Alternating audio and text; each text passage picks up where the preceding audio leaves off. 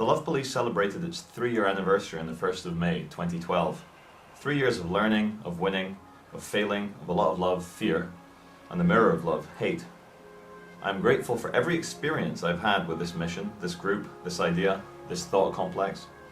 Seeing as these 3 years represent under 50% of the time I spent in finance, there is a superficial desire to carry on with this beast I have created. I call it a beast with full affection. I do not denigrate a way of life that has shown me the best and the worst of humanity. This beast cannot be tamed, and nor should it. An untamed beast lives naturally. It eats, fights, mates, and shelters where it chooses. It understands that the only rules upon it are the rules of nature, of life, of love, of death, of accident. No one tells the beast how to live. It is entirely a note in the symphony of harmony.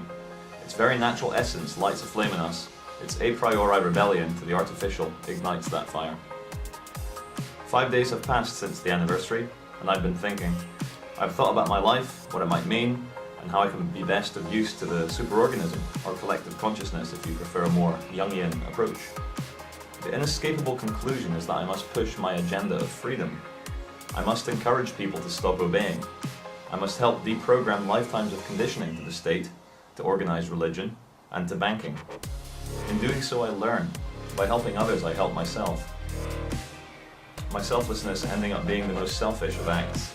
But unified consciousness theory dissolves any ability to be selfish when helping others. There is no others. So what is the mission statement of the Love Police? To lower fear and raise love. It's that simple. How is this achieved? Through a light-hearted ridicule of power. It is achieved by spreading chaos. There is a stunning symmetry by apparently chaotic systems, when viewed from far away enough. The perception of chaos is a notion of superlocality. Such chaos is a beautiful pattern from afar. We call it fractal. Reality is fractal. It follows the golden ratio. Our geometries are sacred because they are most definitely here, and we can perceive them to be here. They are not illusions in the way that compulsory taxation may be an illusion. To put it simply, the role of the Love Police is to create chaos out of order, because I do not believe the state corporate order is anything worth keeping. Worse than that, I find it morally repugnant and reprehensible. I believe the artifice and those who push the artifice are misguided and mentally ill human beings desperate for meaning. Whereas we may yearn for a why and then simply go to bed, there are those who yearn for the big why and build empires and hoard possessions and power and people like trophies. These people are toxic. They are infected and they are hurting the natural harmony of the planet. I do not believe men and women will ever coexist in perfect peace and a lack of war. As long as human beings disagree and make mistakes, there will always be quarrels, there will be impassioned outbursts, there may even be localized violence. A tribe may attack another tribe, but as I say, this will be a local event. For the last few thousand years, men have been able to brainwash entire armies of uniformed and obedient human beings to sacrifice themselves upon the altar of the mega artifice. The result is always slavery, empire, torture, and the decimation of the natural environment. The industrial way of living always leads to the industrial way of dying. And this is due to a particular flaw, which is also our greatest asset in the human condition, is that we can never know why. Give a man a lot of power and he will do more and more outrageous things to try and figure out this why we are here, what is the meaning of my life. He will be poisoned by rage because all this power, all this control will lead him no closer to the why. So he will poison the people around him with fantastic narratives and false promises, just people who are yearning for their own why. The advent of the internet has been a fantastic moment for the peace-loving and mystery-accepting people of this planet. The superorganism is processing vast amounts of memes in the greatest eumetic experiment in the history of man. Academic empires are built and destroyed in a day. Theories plague the world as to 9/11, abortion, statism, anarchy, and how best to organize things. What we are stating is to show you how a lack of organization is the purest organization of all at the highest levels. Nature is not organized. Witness the precision of the flight of a dragonfly. There is accuracy in chaos. The mathematics of the all that is does not allow for anything to exist outside of the equation, and so we are all necessary components. It is my current belief that we are holographic manifestations of the totality brought into subjectivity. By holographic I mean that each small part contains all the information of the whole. So in effect, we are hollow fractal. Our daily trials and difficulties are essential for our greater evolution. It is my strong belief that not even the universe, or God if you prefer, knows why it is perceiving itself. My intuition tells me that we are the event horizon of information either expanding infinitely into more complexity, or contracting and devouring itself towards zero. If you look at a fractal pattern, for example the Mandelbrot set, you will see spirals of colour alongside absolute black, which is the nothingness or void. Consciousness is an infinite mathematical anomaly at the event horizon between the all that is and the all that is not. Within this theoretical area, we are somehow self-aware. This could be construed as something divine or as something banal and bleak. You can take a spiritual approach or a purely scientific one. But something tells me that sometimes scientists will shed a tear of awe at the infinite and beautiful complexity of it all. Atheists could in fact be God playing hide and seek with themselves. But having spoken to Danny Shine, he tells me that he has spoken to God and that she actually prefers atheists. So there you go. What is the Love Police going to do now? We are going to organize and create a superstructure. We are going to do this in the light, transparently, and legally. We do not believe that any secrets should be kept from the people, and we laugh at the idea of doing so in national security, in the interests of national security. There are no such thing as groups. They are ideas that don't even exist in the atomic physical realm. To try and conceive of 60 million people, or 300 million in America, as having an interest is ridiculous. It's a dangerous lie. Any free-thinking person sees that there are system interests and state interests. There's no national interest. The Love Police will carry the torch of individual liberty.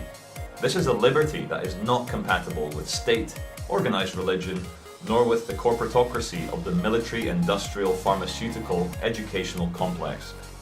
Our propaganda is one of liberation, of removing repressions so that human beings can act as if they were indeed the sacred manifestations of an infinitely complex universe striving for meaning, which is what we are. We declare ourselves fully independent from state. We state with full sincerity and glowing hearts that we are a people free from interference of mind, body and spirit. The only authority we recognize is that of nature and of love. We voluntarily come together for festivals of enlightenment, and we voluntarily sever any bonds that we do not wish to carry on. Our lives are our own. We are waging a full-spectrum propaganda campaign aimed at preventing the payment of taxes, of joining the military, of any support for the corporatocracy, and aimed at the peaceful and effective dismantling of statist government and organized religion. Our fight is one of love. The idea is unstoppable. Our economy will not recover because enough of us are finding that greed is simply not very economical to the mind. Government has no moral defense, nor do we recognize the authority of any court that acts against us. We find all agents of the state to be responsible for themselves and for the structure of control that they help keep going. We ask these agents to stand down and ensure that they are on the winning side of history. We will recruit and publicly name our agents, those whose voluntary aims match the aims of the Love Police. We will offer support and protection to those who take up consciousness arms and join us in our revolutionary and evolutionary struggle. We will do all of this in the light. I ask all of those of you who are listening to my words to beware any form of prophet or charismatic leader. That way lie monsters and the mentally ill. People who will vampire off you whilst promoting the truth. People who will fill your mind with paranoia to keep you consuming the fear that is spread. Just under a year ago, such a man named Alex Jones called me a psychopath and said that I had psychopath eyes. Well, rather than react in a knee-jerk fashion, I am simply going to state that he is an enemy of universal truth. He is clouded by Christian mysticism and driven by anger and paranoia. You do not need to look very far to see evidence of his disharmony.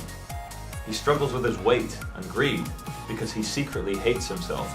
He detests that he may, on one hand, genuinely want to save the world, and on the other hand, he must sell advertising space on his show, keep his flock sufficiently angry and terrified, pay big taxes to a gang of murderers, after all, he does run a business, and view the world through a myopic filter of good old-fashioned Bible Belt Christianity. Alex Jones is driven obese by the spiritual baggage he carries each day in this conflict. This is why he had to attack me in such spectacular fashion after I changed my mind about controlled demolition on 9/11. Any dissent from the conspiranoid worldview was met with hatred, insults, and a swallowing up of Charles Veitch by the new conspiracy theory that he is a paid shill of the BBC, or at worst, an agent of the state.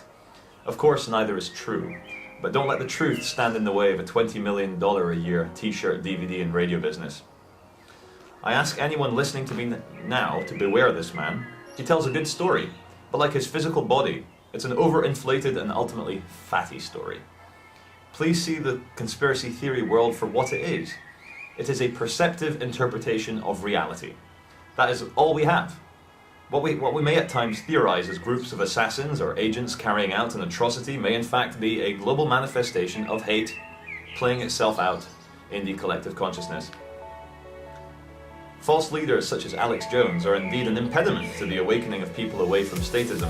He has said on his show that he pays taxes to the government in America, the most warlike government in the history of man, because he must choose his fights and must carry on the show to wake up more people.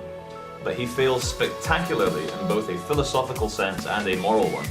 This is a man literally funding murderers of children for the sake of an ego-satisfying radio show. Funding, the great and critical issue of any revolutionary group. I am happy to announce that I have never taken any government benefits during my time with the Love Police. I do not wish to have blood money on my hands.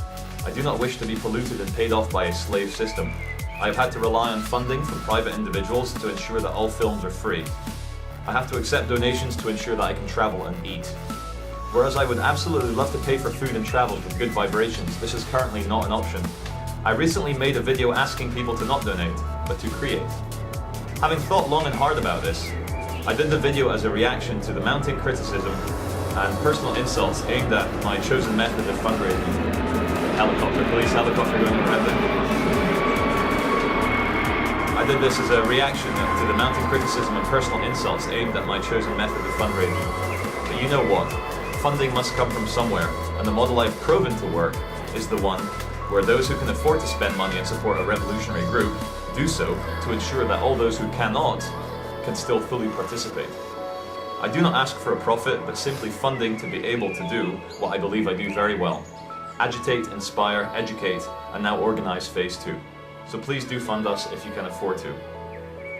If you want to see evidence of how the Love Police has helped people around the world, I will open up my various inboxes in the future to show the letters from those who have been inspired and jostled and awoken to a higher state of consciousness by the work we have done at the Love Police. And also do check out my older videos, of course. At the very least, let us be your filmmaking artistic muses. At the very most, help fund the deconstruction of the system in a legal and peaceful manner. Please spread news of our work to organizations, individuals, or businesses who you feel may be able to help financially or strategically. I need your help with getting phase 2 off the ground. I am appointing a series of freelance advisors to the resistance who will have no power except their own natural powers of inspiration and to advise. Who am I to appoint advisors? Who am I to choose people capable of resistance? You know who I am. I'm that man who's been communicating with you for over 3 years now. We are appointing a frontline operations officer, UK branch, who will be responsible to report from protests and riots during the coming insurrection, and who will advise those on the ground in terms of tactics and propaganda. We are appointing various cyber operations officers who will advise the resistance on films, editing, websites, and of defending the resistance cyber assets from surveillance or takedown by governments or corporations. Alongside these, we will select and appoint directors of operations who will act as overseers in their local areas and advise the operational officers in their areas. Right now, I can predict there are negative and hateful things being written in the comment section of this video. Do not be alarmed, nor put off by this. Anger is the birth pang of love, and various agents have been hired by governments around the world to infect activist blogs and websites and spread disaffection. They are involved in counter-revolutionary activities. Others spread the hate out of a personal drive to warn the world against me or the Love Police. They simply do not understand, nor trust me, and that is fine. Many of these angry souls inadvertently are unofficial agents of the corpo state. They are the low-grade imps in the overall kingdom of fear. State surveillance will be rendered ineffective by the most simple fact that all our movements will be legal and out in the open. We as a group will act in the greatest interests of humanity and of love. We will find that many agents engaged in discrediting, monitoring, or impeding the love police will change sides and actually join the resistance. Once ordinary agents of the state realize that there is only one authority, that of love and brotherhood, they will fall away from the state like ripened apples falling on a young Newton's head, and in doing so will usher forth new enlightenment. The old world order is dying away, and rather than submit to a new world order of fascism, slavery, warfare, and genetic control, people will submit only to themselves. As JFK said, we as a people find the very word secrecy repugnant. Good deeds are done in the light, and as such, the powers of state to monitor us will be no greater than those of a girl sat in the next door house with an internet connection. I do not believe the world will end in 2012. I firmly believe that it is merely a checkpoint in the great race towards freedom. This is truly the most wonderful time to be alive. Governments are crumbling, and those that once led great empires, like the USA or Britain, are beginning to turn their hate on domestic populations. Simple people are terrorists to the state because the state is terrified of ordinary people, making the state redundant. That's as simple as that. You're a terrorist to the state because they're terrified of you. It's as simple as that. The love police has given my life a narrative. It has allowed me to believe in something much bigger than myself and to meet like-minded souls around the world who share a vision of a simpler world free of the grand parasite of state. I'm not naive enough to think that most people can simply wake up tomorrow and exist in a state-free society.